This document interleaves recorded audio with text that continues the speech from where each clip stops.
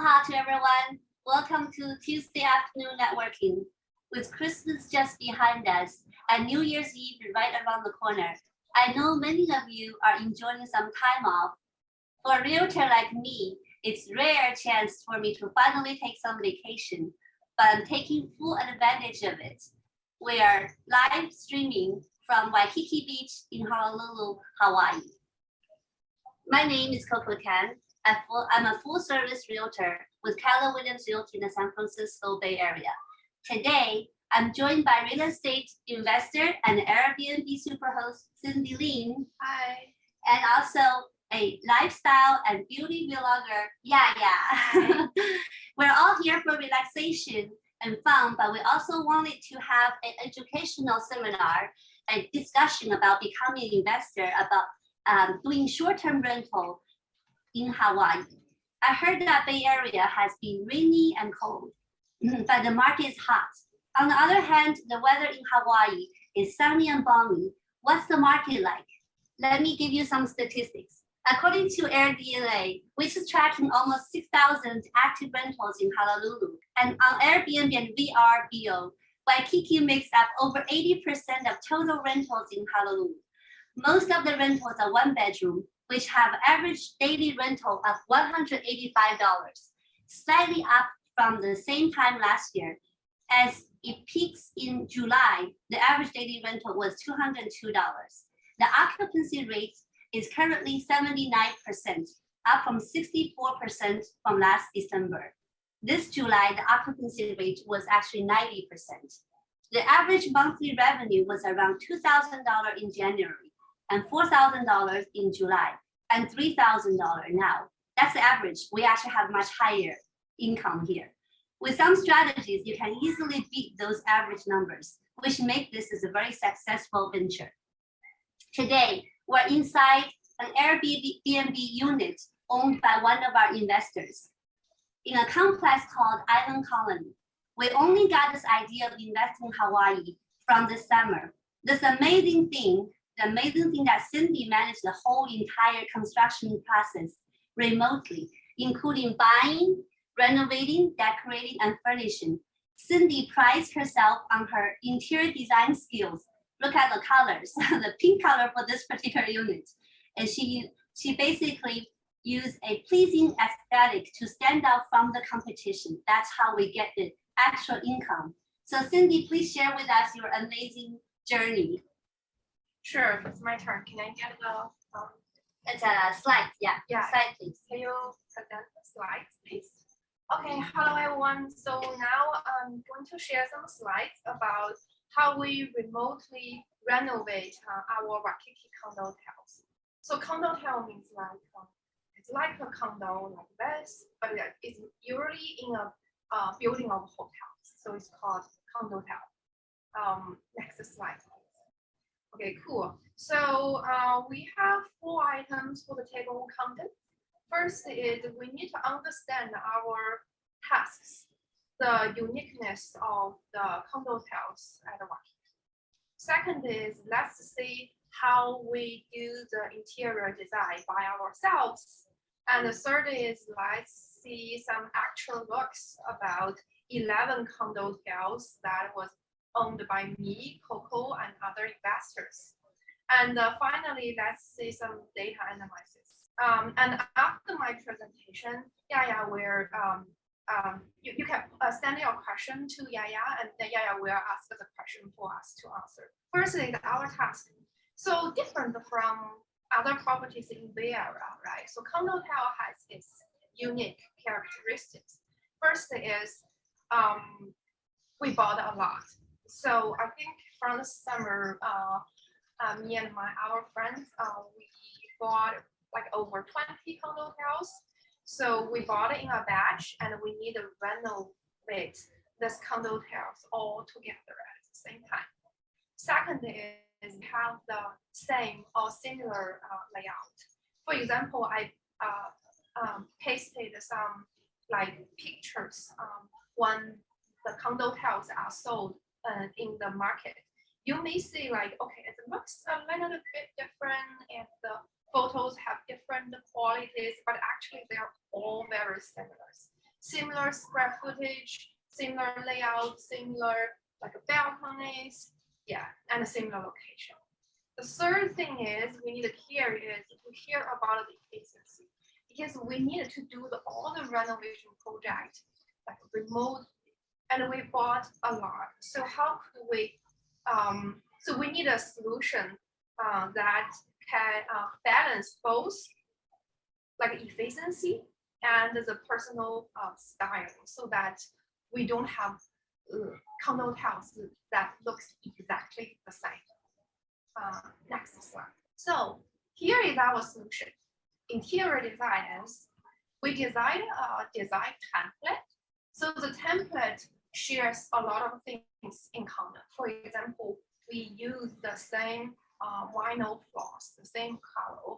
We have the same layout about the lighting, the bed, the sofa, the desk chair and desk, and we the same like mirror and the TVs. But meanwhile, we also give some personalization like space for this template. For example, you can pick different accent wall colors. You can pick slightly different sofa, and you can pick different color of the desk chair, and you of course you can pick different wall decorations and your little small things like the cushion. Yeah, so that's how we can renovate about a lot of condotels while still keep our like personal style. Next slide, please. Yes, so let's have a look on some actual looks. We decorated when I'm preparing for this slide. We have finished like 11 of it, and we have more on the way. So this is the actual look. So this is like unit 712, and then unit 714, 16, 18. Next slide. Yeah. So the top left corner is exactly like this condotel, and then another one. So they all have the similar, actually exactly the same layout on different floors, and use the same design template. But since we allow some places to be customized, so it actually look very different. Next slide, please. Yeah, that's more. That's 11. So next slide. Oops. Okay, so here is the fun time. So we put like 9 condotels together. They use the same design template, but they look very different because they have different colors. So please guess. So we also did some votings on social network to see how popular, how much people like them.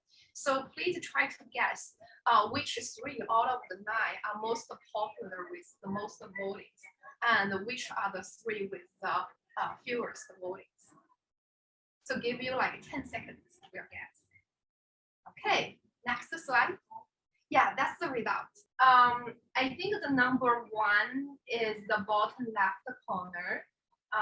It's on the floor 22nd with the same color of blue. So that's the most popular one. And this pink one is actually ranked in the middle.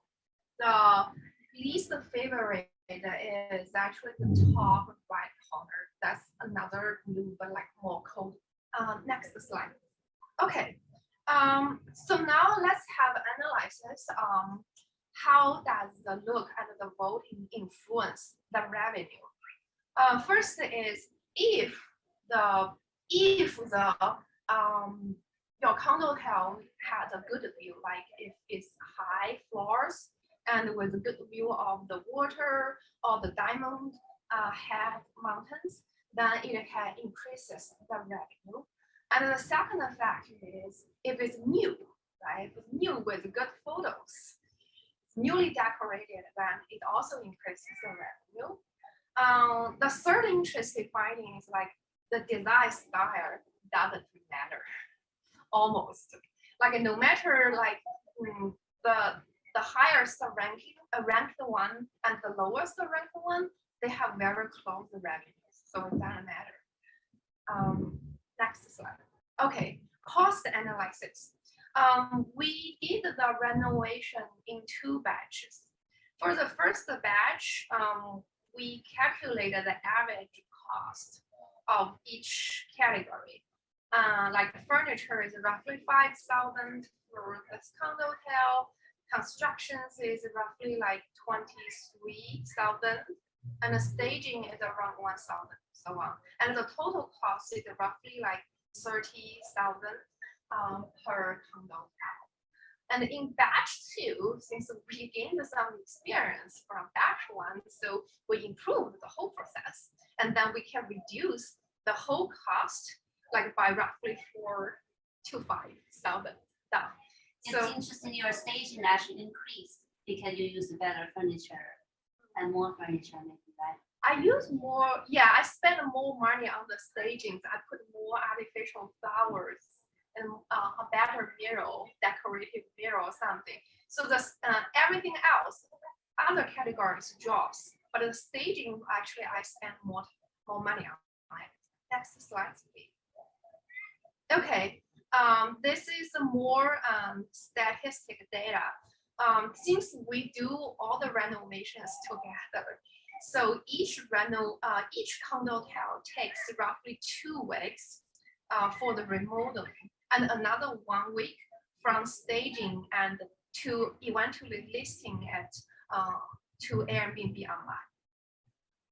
And the cost, one Condotel is between 26,000 to 30,000.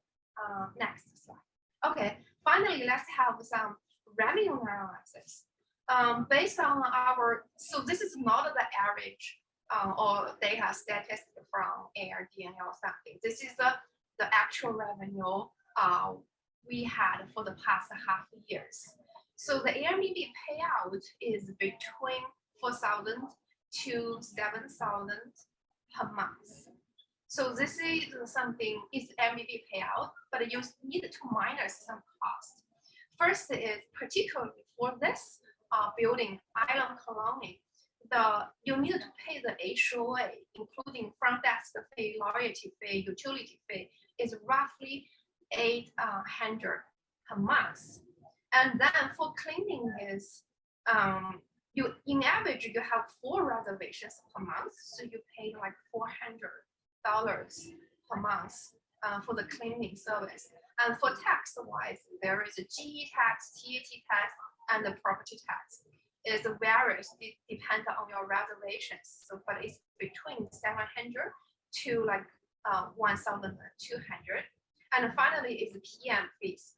The PM charge is different. The lowest one is 15%, but the higher one company is like 25%. So the PM commission plus the maintenance is between 500 to like 1,000 in average.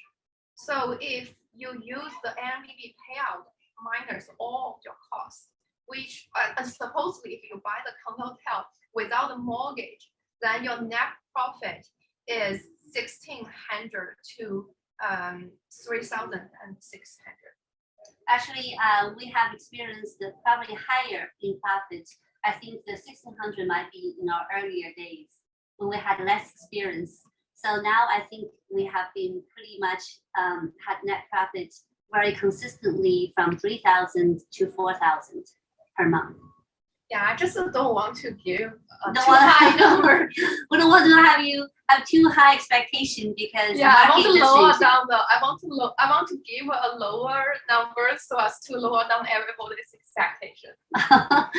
Probably another thing to notice is that it doesn't so like this income is when you all cash buy a condo and it's not including like if you have a debit on the If you have a loan, yeah. Yeah, So if we have a loan, yeah. you can definitely get a loan for Condotels as Yeah. well, and then that will actually you will reduce the net profit, but your return, Your ROI will yeah, be your return on higher. investment will be higher because your investment will be lower. Your upfront investment will be lower. Yeah. So yeah, Yaya is one of the potential investor. Oh, Yaya is our lifestyle and beauty vlogger.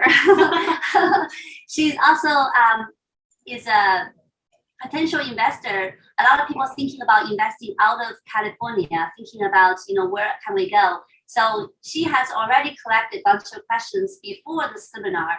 And then I'm sure the viewers also have questions. But let's start with Yaya's question first. Yeah. So I already collecting a lot of questions from all those potential investor and my friends who are interested in invest at Airbnb, like out of California. So first question I want to ask Cindy and Coco is like, why did you choose Airbnb over like long-term rental? Yeah. That's the first question. I think that's pretty straightforward answer. Airbnb has a higher income, and then the long-term rental, it's just the income will be lower. Even though you think it's more steady, but in Hawaii, like this tourist area, even though you have to keep changing tenants, but I think it's pretty steady for us so far. So Cindy, have more input for this one? The same answer. Yeah. Okay, that's cool. So the second question is single family with condo in terms of cash flow, maintenance, and the resale. Like, how do you consider about this three different types of property? Yeah. So in the Bay Area, for single family versus condo, in the Bay Area, single family home is always more desirable because it has land. We always say the land appreciates, the structure depreciates.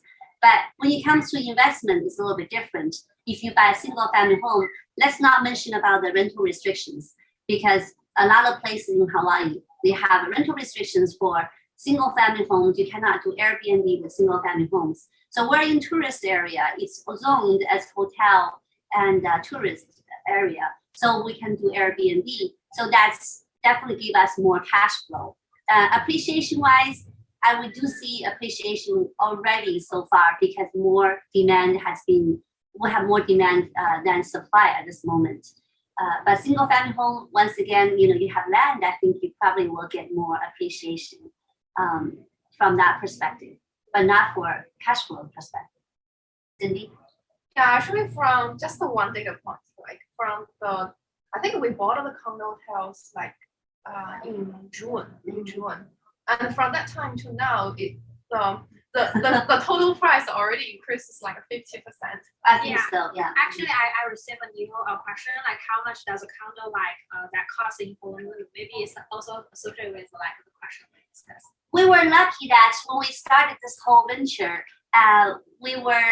there was a Japanese company went bankruptcy, right? So they were sponsoring the Winter Olympics, and then because of pandemic, so they went bankruptcy. So they are trying to get rid of all those condotels in that building. So we're lucky we got a bunch of fixed upper condotels, right?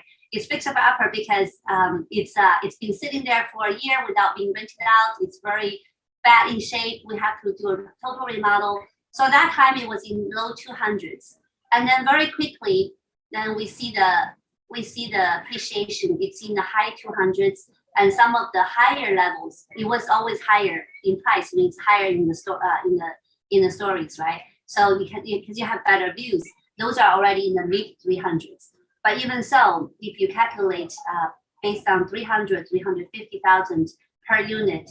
And if your income is net income is over $3,000 to $4,000 per month, you still get over 10% in ROI. Right? Yeah, that's a very good data point. Yeah. Okay. Cool. So the third question is, do you have a location suggestion if I were to invest in Airbnb? For us, it's wanting to find where the easiest to do the Airbnb, right? The tourist area. So Waikiki Beach is very much populated. It's a good population and very good amount of travelers here. Also, Hawaii has some quote unquote rental restrictions. Actually, that's what it is. Specifically, the rental restrictions about Ordinance 19-18, formerly known as Bill 89, and that was affecting the short-term rental market in Oahu. The law was passed in 2019 to reduce the number of vacation rentals, and then it basically posed a lot of restrictions on properties. So, for example, even if you buy a single-family home, you may not be allowed to do Airbnb anymore. So the location choices for us is very limited. We have to find a building that allow us to do the short-term rentals. So sometimes you see the prices differs, right? You see prices could be in 100s or in the low 200s, but they may be in the building that does not allow you to Airbnb. Also, there's a difference between fee simple and leasehold. So if you buy leasehold and then after lease is over, then you may not be able to renew the lease, or maybe you have to face the lease payment increase. But if you buy fee simple, then you own this. Basically, it's that you have the ownership of this condo town. So that's location choices from my perspective. How about you, Cindy? To be honest, I don't think I'm very familiar with the Hawaii ones. Definitely, like Waikiki is a good locations, but it could be other like good locations in Hawaii. So if you know one, like please tell us. We're exploring. Yeah, we're still exploring it. And there's not just this building, there's other buildings we are exploring as well. So we're also in our experimental stage. We'll share the experience with you once we find out more opportunities as well. Cool. Thanks for the answer. And the fourth question is for your current Airbnb, what's the revenue and the vacation rate? Like how much it's booked? Like 80% booked or like 70% booked? And how to calculate the ROI? I think it's covered a little bit on the previous slide. Yeah.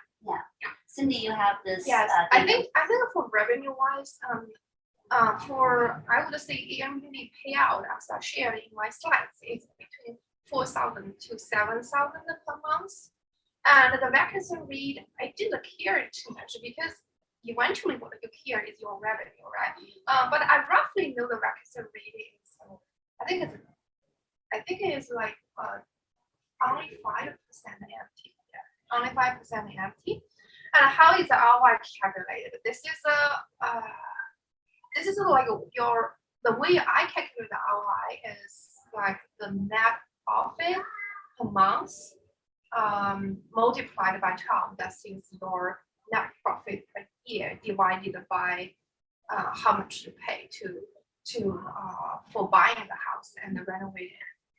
Yeah, regarding the vacancy rate, I want to say something. Sometimes when you ask for a higher, maybe you don't have anybody booking that unit. But if you lower the price a little bit, and then immediately you will get the unit filled. So the vacancy rates actually can be adjusted pretty quickly. We can deal with that very easily. We just adjust on the price. So far we have been fairly lucky, I think. So we haven't been experienced a lot of vacancy, and I think it's been going pretty fast. Yeah. Is a vacancy rate related with like different amounts in Hawaii? Yes, it's definitely very related. For example, if in July, August, December, it's booked out so great. But if in October or the first half of November, it's tend to be empty. But again, I think if the price can be adjusted lower, I think it can go really. Yeah, of course. Fast. The lower the night really is, Yeah. like the more full your Condotel, your unit will be. I think in the beginning we priced it a little too low, right? Our unit got booked so far advanced. Yeah. Yeah. So we're just so we're also experimenting that as well, the pricing strategy. Yeah. Thanks. And the fifth question, how do you deal with the difficult renters? And should you ever like refuse to rent to someone? This would be a good question for Cindy. So Cindy is the Airbnb super host. Actually, in general. actually, right? I don't know because since this property like is remote, so my strategy is leave it to our property manager. But how about just locally, like if you if you have difficult renters as an in general question, how do you deal with difficult renters, and can you refuse to rent to someone? Of course, if you feel like the renters is not has bad reviews before, or you doubt whether they really, if you doubt they get it for party purpose wise, you can refuse the reservation request. Okay, makes sense. Yeah. Yeah. Do you get more questions? Adding on to this question, I think that you also mentioned like if you set the Airbnb like don't allow the 1 day booking, like at least book 3 days. You can filter out some. Yeah. proper- Typically we don't do like a one night rent out because one night reservation has a much higher chance for party purpose. So typically we don't do that. But sometimes if you have some gap, if you have 1 day gap, if you lower the price, you can immediately rent it out instead of letting it sit vacant. Yeah, that can do that too. Yeah. Okay, we continue to receive a lot more questions from the Zoom chat. So the first question here is, what's the purchase price of each condo and monthly mortgage payment per month? I think the first question already covered. So any like monthly mortgage payment per month data we can share to the audience? We don't know because we bought it in cash. So Okay. So far we haven't. We were planning to do a refinance, do a cash out refinance, and actually get pretty good quotes, and we haven't done that yet. I haven't done that yeah, yet. I haven't done it yet. Yeah, okay. But I think roughly like 200K probably is like you can consider like you have Me 200, me to 300, yeah. Yeah, like if it's 200K mortgage, probably is around, you can roughly count it as like 1,000 per month, I think. Yeah.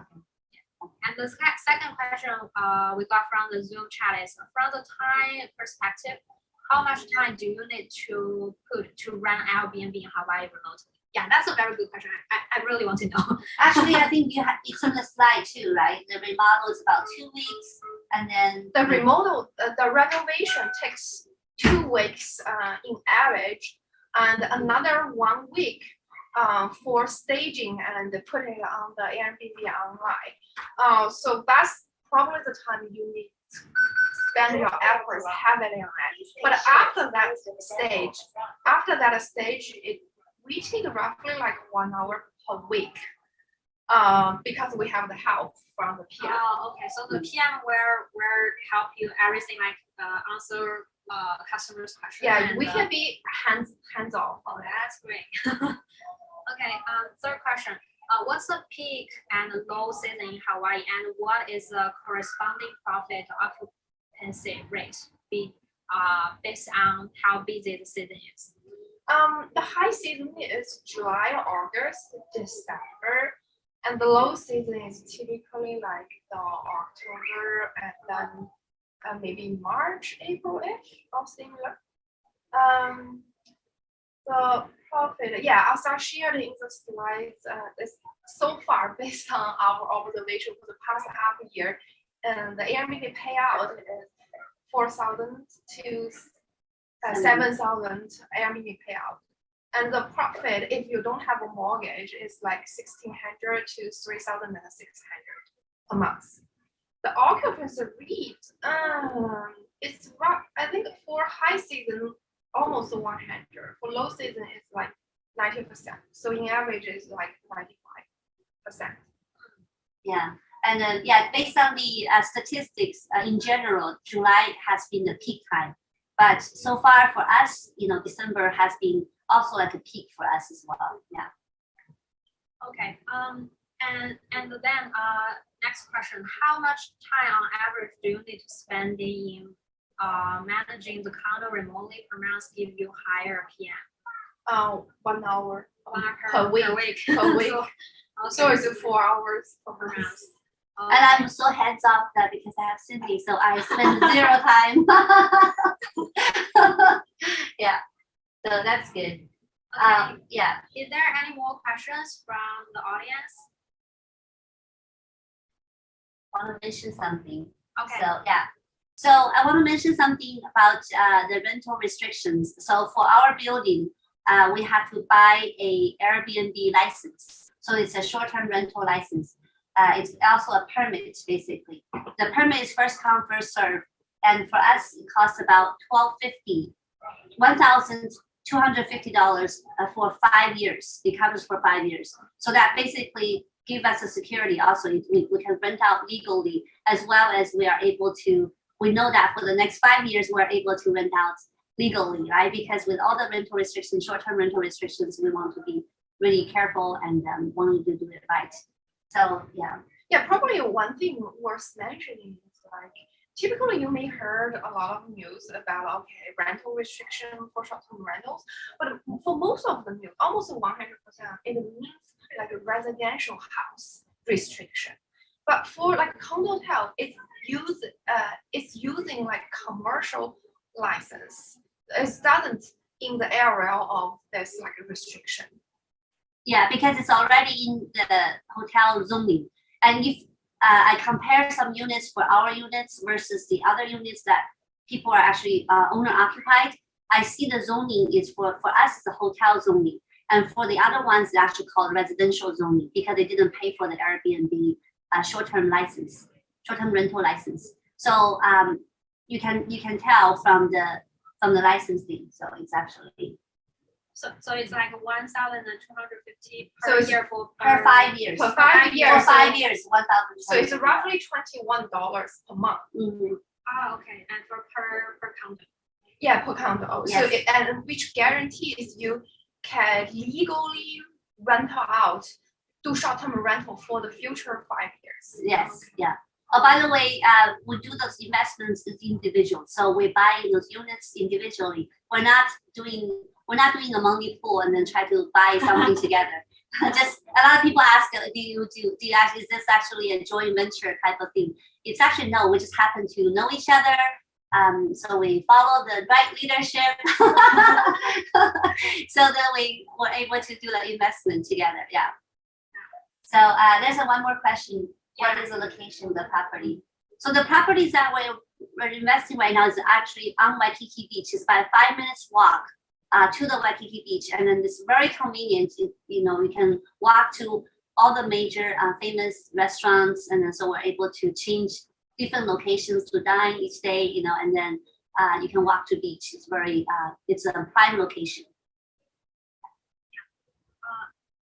Any other questions from the audience?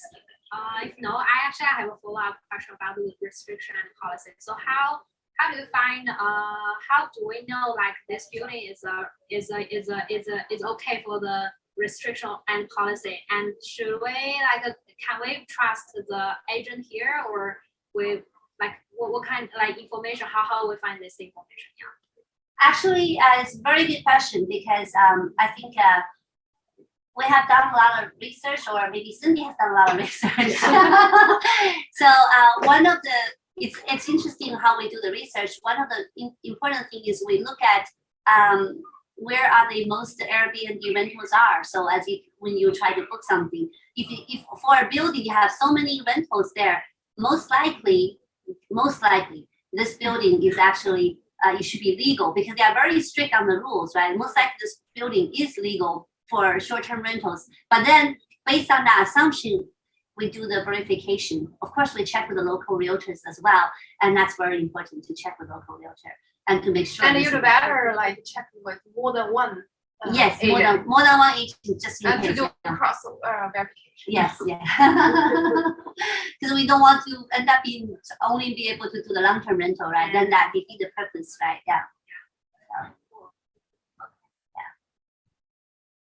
Seems like we already answered all the questions, and if there any more information or you want to share with our audience? Yeah. Oh, actually, Okay. I see more. I see Okay, more there like were So also- the questions coming. number 10. Okay. Yeah, I think this one we already Answer. How much time and efforts does it require from you? Okay, we answered this question. Do you need a property manager?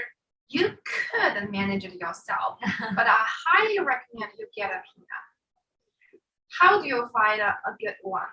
By mouth, by friends, referral. Yeah, I think you also mentioned one thing, like if you take a look at how much percent, like how expensive this manager is, like if it's too cheap, so probably it's not the one. Yeah, typically, like, I mean, your criteria for choosing your PM is not the cheaper the better. It's not. Typically, I think they charge 15% to 25%. Depends on your requirement on your PM and how much hands-off you want. Yeah, so the PM, you want to make sure is somebody who cares about your business. It's not just they collect all the units and then let it sitting on the listings and without spending extra effort, because that will make a difference. So it's good to know that whether they're going to put effort into it. So I think word of mouth is a good idea. Yeah. For financing, what's required for debt to income ratio? That could be a loan officer question. Yeah. But usually I think in general, debt to income ratio probably about 35%, but I'm not licensed in the state to speak for them, but I'm just in general, I think that may be the requirement. We can definitely check with the local loan officer for that question. Yeah. Next question, H-1B visa does not allow active management. What do you do? So for short-term rental income as an owner, it's passive income. So it doesn't matter whether you're a green card holder or H-1B. Or maybe you just hire a property manager. So since that we do active management right now. That's good choice too. Yeah. Next question, where did you invest? What's your experience? I think we answered this already. So the next one is, what are the challenges of remotely investing? We answered this partially, but not 100%. I think the challenge is remote, right? Because it's like, how could you control the quality when you're buying to make sure your agent does not cheat you? And how could you guarantee the quality of your renovation so that to make sure your contractor doesn't cheat you? A lot of things, yeah. And how do you manage your short-term rental remotely and to make sure your PM does not cheat you? So I think the challenge is how to do everything remotely. And it's the trust. I think in the beginning, we had to spend a lot of time in speaking with different parties. So Cindy and I and other investors, we kind of like split up the duties. So Cindy will be talking to certain parts of function. I will be talking to some parts of function. So we try to find the best out of each category. Then we can make this successful. Yeah. Okay, I think we've got more questions coming. So the first one is, why did you choose investing in Hawaii whereas other like vacation resorts? Is it because of higher ROI? Why did I choose to invest in Hawaii? I think this is a perfect story. I sold Cindy's Airbnb house in Sunnyvale, because that one doesn't return too much, right? It's not going to return. After pandemic. After pandemic. Before pandemic is okay. Yeah, I guess so. So Cindy had a house in Sunnyvale, was using as Airbnb. So she decided to sell it. So I sold it, and then one day I just decided to ask her, so what are you going to use the money for? She said, I'm investing in Hawaii. I said, oh, okay, great. I'll do that same thing too. So the question comes to you. Why did you choose investing in Hawaii? Of course, I can't see that Hawaii is like the location with the highest ROI, right? Definitely there are some other good locations, but at least particularly for this investment, when we were able to buy the Condotel with a low price half years ago, I think the ROI is I think 15 to 20%. No, I think it's much higher on your spreadsheet. And Cindy was like, this is too good to be true. Oh, okay. Anyway, it's very high. So I think it's good enough, right? So yeah. The ROI is high. Yeah. Yeah, so that's good. So Stella said that the location really matter. How do you choose the location? So we mentioned a little bit. So Stella was asking whether you need to be near airport. Hawaii is really small, right? So it really doesn't matter. So in our situation, we really have to find the buildings that allow Airbnb, the short-term rentals. If it doesn't allow the short-term rental, then it doesn't make any sense. So for us, the choices are limited and actually very straightforward. Yeah. Okay. The next question: are there any restriction on selling the property? What's the typical size of the Condotel? Like square footage? Yeah, it's very small. It's a studio. So it has a studio. The studio size will be about 300 square feet. It's very small, just a bed and then a little living area and then the balcony. Have a big balcony. It's very nice as a view. But it has a kitchen. Oh, it does have a kitchen, of course, a bathroom. Yeah. So it also has one bedroom condo as well. So that will be bigger. And then actually, the only reason we didn't do that is because it is more expensive. From rental perspective, we can get a little bit more rental, but maybe not significantly higher. And then, but the price is higher. So we figure the return will be lower. However, we have people investing in one bedroom condo as well, because they were trying to use that as a primary home for some part of the years. And then secondary home. Yeah, like a secondary home, so for some part of the year. And then the rest of part of the years, they will just go ahead Airbnb out, yeah. And no restrictions on selling. You can sell it anytime you want. We can actually sell it and make a profit, but we're probably not going to sell it. Yeah, we are going to keep it. Okay, next question. Any financing available for purchase? Any advantage on owning multiple units? Financing definitely available for those units. Yes, it has. We have spoken with several lenders. It's available. Advantage of only multiple units is I think like what you have more cash flow. Yeah, more cash flow, and also it's just a scale, right? So you're able to scale it out, so you can use the same contractors to remodel your units, and it's easier management, and it's just I think it's actually better if you identify this is the right location. You can actually try to own multiple units. So this first and second batch of investors probably already own over 20 units in this building right now. Yeah. Okay, the next question. Next year, most of the companies will ask their employees back to office. Will this affect the price of the Condotel and the rental business of Hawaii? I don't think so, because based on our reservations, the average like the reservation, the length is like 7 days per reservation, and we didn't see any like rentals longer than 1 month. So yeah, so simply to your question, I don't think there is a big influence.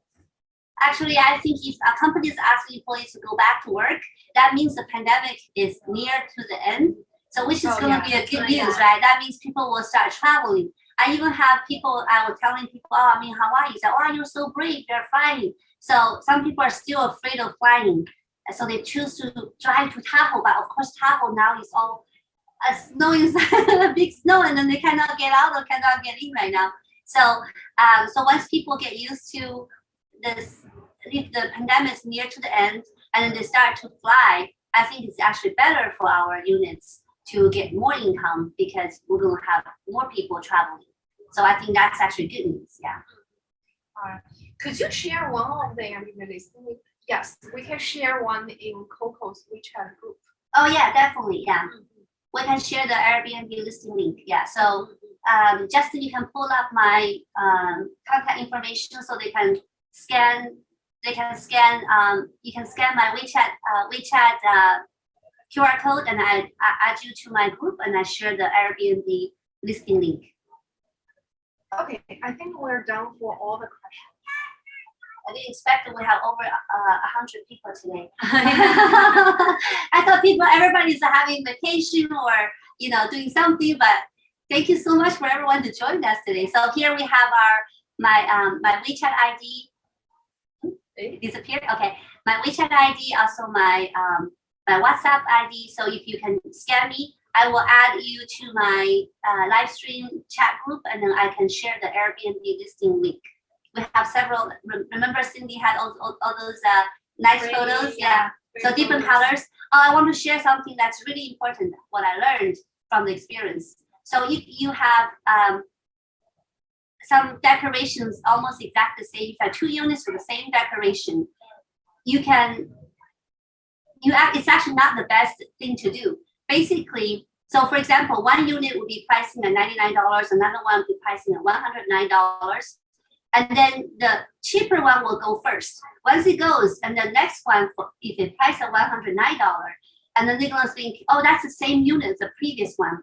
It doesn't make sense for me to pay more for this one. So they're looking for something else that have a different feature. So it actually hurts the value if you have the same identical decoration or remodeling. So that's why we had all those colors. So from Cindy's study, when you have different colors, it's actually much more suitable for the need for vacation. So when people are on vacation, they're looking for lively colors. And then remember what Cindy said, the design style does not matter that much, because maybe somebody really likes this pink room, but somebody else maybe Really hate it. Yeah, somebody else maybe hate it, but maybe they like the other blue room. So they will book the blue room. They will never book the pink room. However, every single color will have somebody who love it. So you will get your bookings no matter which kind of style you have. Doesn't matter whether it's popular or not popular, as long as it has its uniqueness. And then they are not going to say, oh, this room is $99, that room is $109. So they're not going to try to compare because it look different.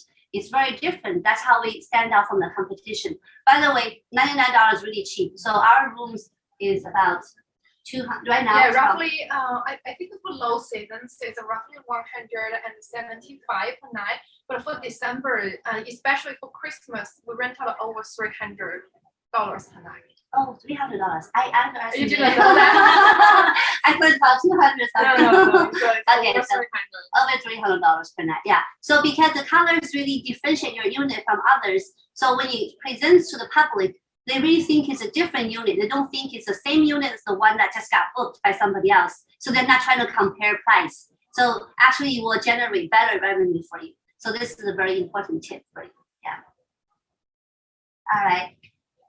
Okay, so mahalo to Cindy and Yaya for sharing their knowledge and questions. This would actually conclude our seminar about investing in Hawaii. The beach is calling us. So if you have more questions, I will right now you have my email and my email coco10re@gmail.com. Also the WeChat code is scannable. You can scan a WhatsApp code as well. Feel free to add me on WeChat and ask questions. And also, if you want a referral for a realtor or property manager, this code, the WeChat code, will also allow you to, I can add you to my live stream WeChat group. So you can chat with others and also be informed about our next Tuesday afternoon networking. I hope everyone has a terrific new year and a very successful and prosperous 2022. Thank you. Thank you, everyone. Bye. Bye-bye.